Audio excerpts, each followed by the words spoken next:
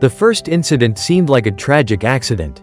Mr. Henderson, a quiet retiree who lived on the third floor of Maplewood Apartments, was walking to his car when a heavy ceramic flower pot crashed onto his head from above. He collapsed, blood pooling on the pavement. Neighbors rushed to help, and as paramedics loaded him into the ambulance, a shadow flickered on the balcony above, a sleek cat with piercing green eyes, watching with eerie stillness. The cat's name was Kind. No one suspected him. After all, cats don't push flower pots off ledges on purpose. Do they? Then came the second incident.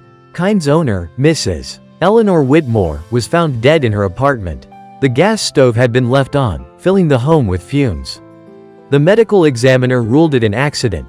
Perhaps she had been cooking, forgotten, and fallen asleep. But the detective on scene felt a chill when he noticed the stove's dials. They were turned just enough to release gas, but not so much that the flame would catch. An odd detail. And then there was Kind, sitting on the counter, licking his paw, unbothered. The detective frowned. When no next of kin could be found, Kind was taken to the local animal shelter.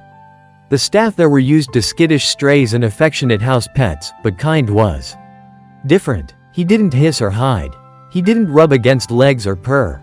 He simply watched. Shelter worker Lisa was the first to notice. One night, as she was closing up, she heard a strange noise in the cat room. She walked in to find Kind out of his cage. Somehow, the latch had been nudged open. He was perched on top of another cat's enclosure, staring down at the smaller tabby inside. The tabby was pressed into the corner, ears flat, trembling. Lisa shivered. The next morning, she found the tabby dead. No wounds, no signs of struggle, just lifeless, as if it had been scared to death. Then the accident started happening. A shelf collapsed where Kind had been seen jumping moments before. A volunteer tripped over nothing, swore she felt something brush against her legs. And then, one evening, Lisa found the gas heater in the break room hissing softly. The knob turned just enough to leak. Her blood ran cold. She called the detective who had handled Mrs. Whitmore's case. At first, he laughed. Then he listened. Then he checked the records. 3 accidents, all connected to one cat.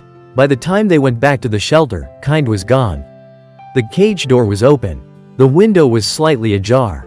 And on the floor, near the exit, a single, deliberate scratch in the shape of a smile.